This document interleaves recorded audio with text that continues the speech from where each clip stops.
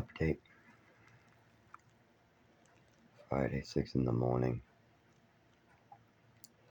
Heart beating out of control.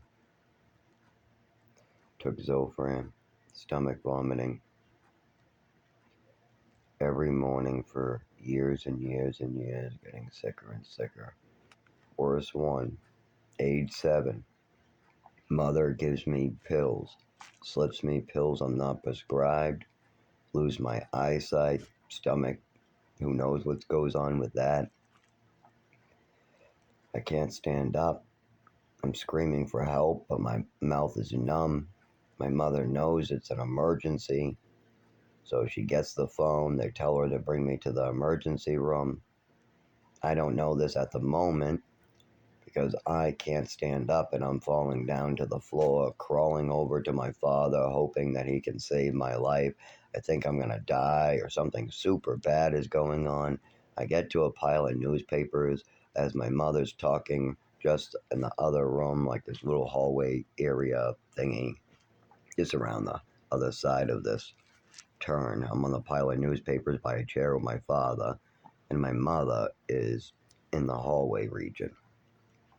My mother comes back and says, they don't know what they're talking about. Hangs up on the emergency people who are telling her to bring me to emergency room. As she does this, I lose consciousness as my breathing slows down. When I wake up, I'm alive.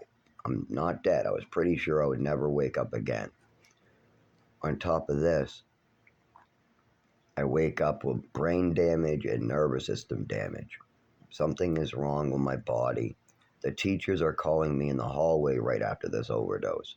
Right after my mother gave me these pills and OD'd me and refused to bring me to the doctors and let me sleep off and overdose. And then I woke up with my nervous system destroyed and most likely parts of my brain destroyed. Who knows what else? I was scared. I can't feel my body the same, so I start sucking on my skin. My mother calls that suicidal behavior at age 7. Gets me more medication as I'm trying to figure out what my mother just fried in my body. I have no idea what's going on, but I know the doctor asked me a question, so I answer the doctor's question and I tell the doctor that my mother administered some medication, something super scary went on. I lost my eyesight, I lost the ability to speak, I lost the ability to feel. It was like I lost all my senses, and when I woke up, I was never the same. My mother says, it's just an allergy attack, nothing to see here. No, I don't remember the med list. I said, no, and then moves the question. This continues year after year as I get sicker and sicker. But the teachers obviously see this change. My mother can't fool the teachers. The teachers have just seen me write my name, walk, and talk for a year now. I walk in the school one day. I'm walking different. I'm talking different. I'm writing my hand different. And this continues permanently every minute of my life for the rest of my life. So the teachers realize, well, last week Zach was Zach. This week Zach is a different fucking person. His nervous system is different. His speech is different. His handwriting is different. His walking is different. So they're scared for me, and they're calling me into the hallway, and they say, are there changes at home? Are there any med changes? And I go, huh? What? They said, you're writing your name, and it looks different to us, and you're walking different, and you're speaking different, and everything about your body seems like a whole different kid. And this is permanent. Whatever's going on with you, Zach, it seems to be you. And so I have no idea what's going on. All I know is my mother told me to take my pills, and something horrible happened to me. I'm sucking on my skin. My mother and the doctors are saying sucking on my skin means I'm a suicidal kid. And then the teachers want me to go to physical therapy and speech therapy, but my mother does not want me going to physical therapy or speech therapy. She argues against it, but then settles on it. And then the doctors also hear me talk about this and are concerned, but my mother still doesn't want to look into it. So she tells the doctor there's no need to look into why her son lost all his vision, lost the ability to talk, speak, his breathing slowed down, he couldn't stand up, and why she called the emergency room and refused an ambulance. She said nothing happened, it's no big deal, he didn't even need an ambulance, so let it go. And then I get sicker and sicker every year. So now I'm 31. Every morning, I feel like I'm going to die. My heart palpitates, I vomit, I shake. And don't forget, this is a neurological disorder that was permanently instilled at me in age 7, so it's been getting worse. And what really has done the most damage? My falls and seizures. What causes those? Flashing lights, cars, sound, cold, things that my mother and father have just destroyed me with. They've done everything in their power to try to off me off. My mother OD'd me. She destroyed my chances of education. She moved me around with little consideration of my safety. Then, when I got abused and they brought me and some other people to court and won in court, instead of taking that money and trying to catch up my education, they decide they're going to be property moguls like Trump and just throw me in another room for 6 months and call it homeschooling. Yeah, I just missed 18 months of education in New Mexico. I redid first grade in Westford. I got reestablished for a year in Texas. We've now got almost no I got no education in New Mexico, and now my parents have sued and got money. You would think the first priority would be healthcare and education, but no, they want to set me back even further. So they decide to move me to Maine, buy and sell houses, but it doesn't stop there. They weren't even going to stay in Maine when they finally bought their house. They decided to move me again to another state. So then they moved me to Massachusetts, and then I have to get reestablished here for a year or two there. And my mother and father are lying to the people who need to establish my care. They're asking my mother and father, how many years of school am I missing? Now I'm missing 18 months in New Mexico. I'm missing a lot from when my mother was trying to homeschool me. I'm missing a lot from getting reestablished in Texas. So there's a lot of missing school. But instead, my mother and father just say that I was born retarded and I'm just some slow, and I've always been like this. Even though the orphanage knows I wasn't like this, top of my class in first grade, came in first in swim class. I always was one of the best at sports at that age until I met this mother. After this mother, the adopted mother started destroying my nervous system and refusing to let me go to school and moving me from state to state to state to state to try to avoid responsibility for what she was doing to me. Of course, things went downhill when I met this fucker. And she had a good husband. But see, the husband had no interest in the saving my life. He just wanted to get his wife out of trouble. So every time his wife did something she wasn't supposed to the little orphan boy, he would just help her cover it up. If my mother was beating me with a ruler and his grandson was crying about it, asking him, please don't let your wife beat your son with a ruler in the face anymore, you know what my father would say? That never happened. And then he wouldn't deal with it because he can't possibly deal with his wife. It's easier to let your adopted son die, suffer, lose out on his education, get pilled up, get drugged up, have his body destroyed, then take your wife in another room and tell her, you're going in the fucking therapy if you don't stop it. You know, no, you're not fucking drugging this one. Yeah, I saw you and how you handle those meds. Yeah, he's talking about an overdose at age 7. What the fuck is wrong with you, Patricia? No, meds are stopped, you're going to therapy, and if you don't, the kid's gone. I don't care. You're not raising a little orphan boy after he's had an overdose if you can't control your behavior. That's what my father needed to do in Westford. He needed to bring his wife into another room and tell her, hey, that little orphan boy is saying that he was poisoned. You gave him pills. He lost his vision. He's sucking on his fucking skin. He says this thing was scary that happened to him, and you say it's an allergy attack, and you don't want to look into it. Obviously, something happened here. You need therapy. But that was never a conversation.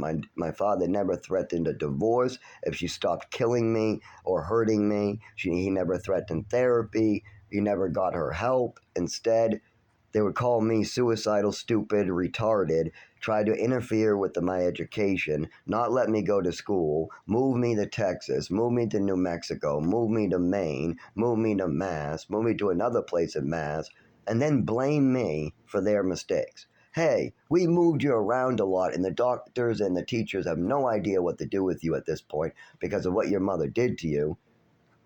But guess what? It's all your fucking fault. So go die someplace. Yeah. We're not going to help you get your education. You're missing 4 years. No. Go play wiffle ball bat. Yeah. We don't need to catch you up on anything. You don't need to catch up on your math. You don't need chemistry. You don't need real science. You don't need biology. You don't need to dissect any frogs. You don't need to figure out what calcium chloride is. You don't need to figure out how to make calcium chloride and separate calcium chloride into chloride and sodium, or sodium chloride, into the separate form of sodium and chloride, what are poisonous by themselves, and then bond them together, what makes them non-poisonous. That's a very simple reaction you would learn in chemistry called salt making.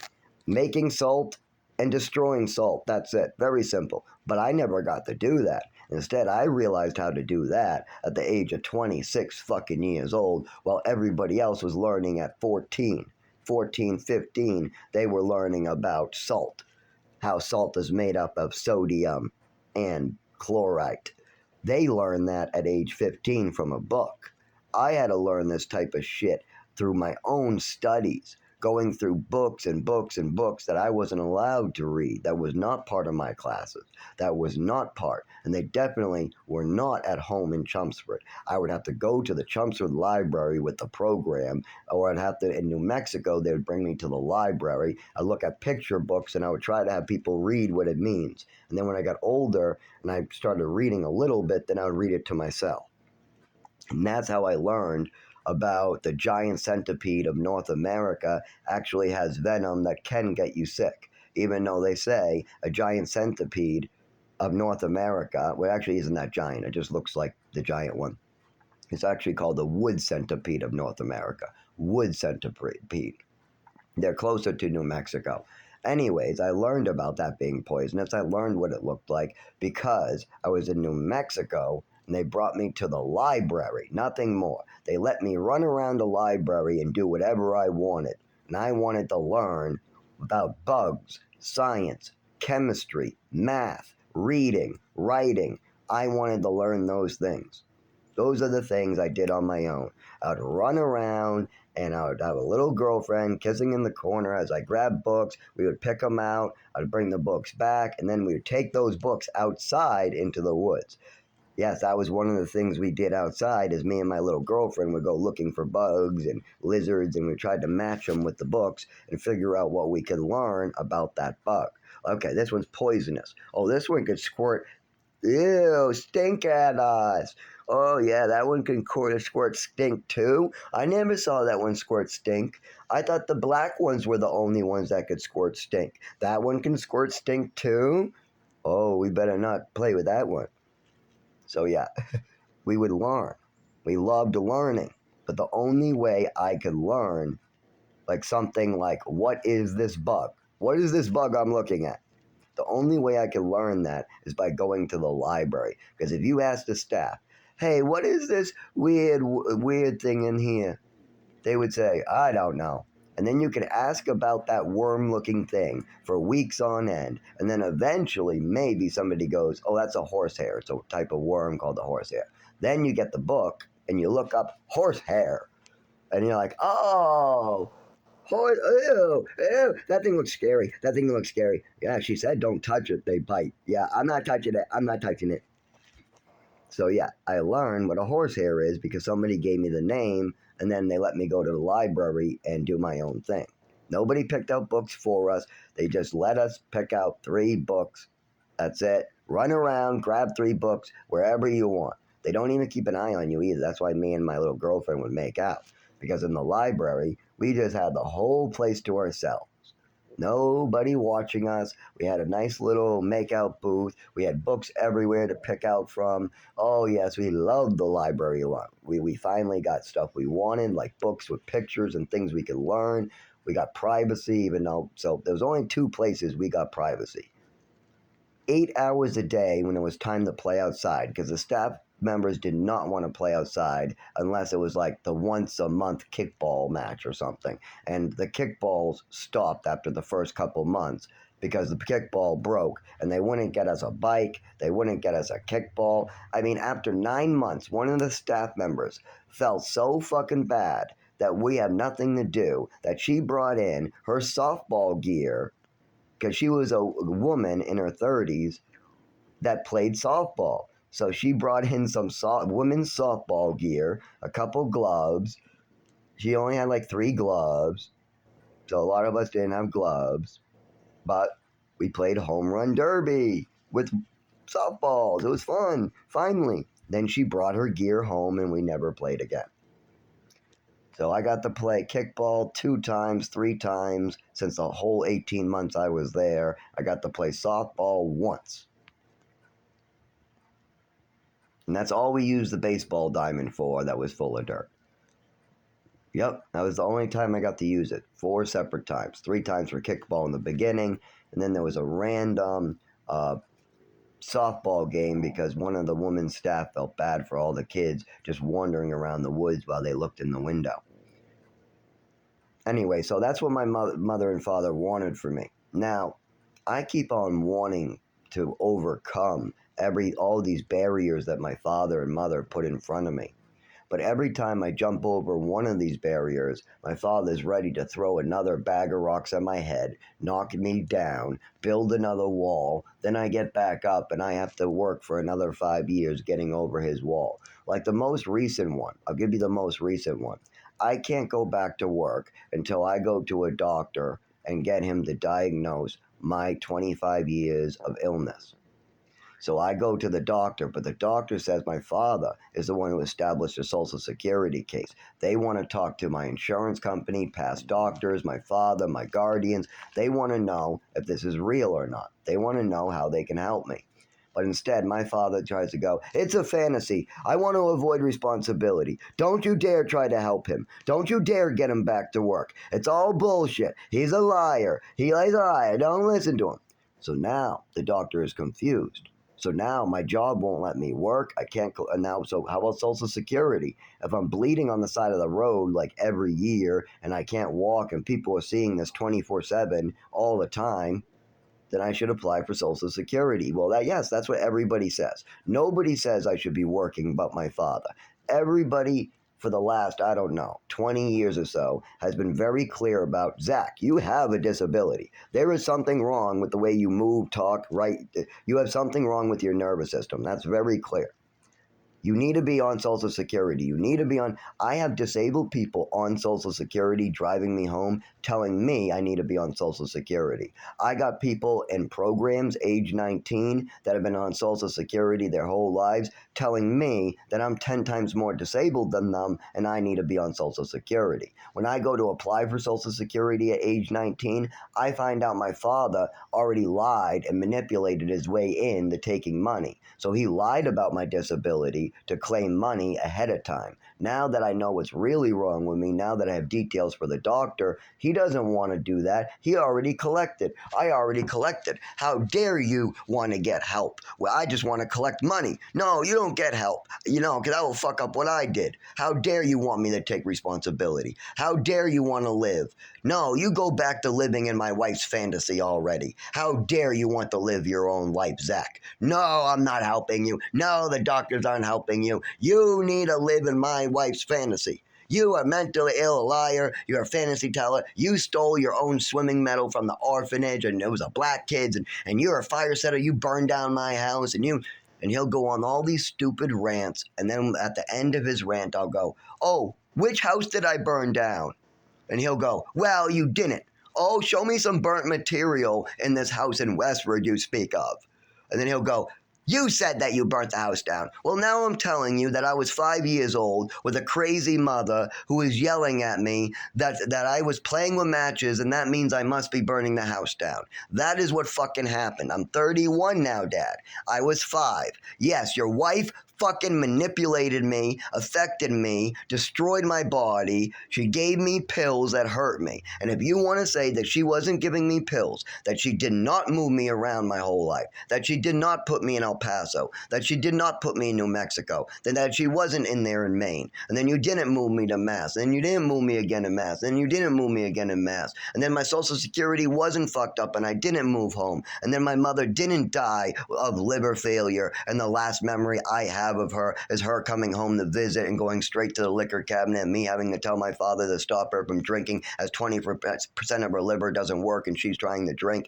All that never happened, Dad, right? I'm just some fucking fantasy loser, maniac. No, I'm not. What I am is somebody who's about to lose control because somebody's been allowed to cripple me, maim me, make me disabled, hurt me, smack me, poison me, lie about me, even convince my doctors not to help me. And because 25 years of pain, waking up sick like this morning does not feel good, I am this close to losing my goddamn mind. And that's why I say, you better fucking listen or you're gonna be fucking missing.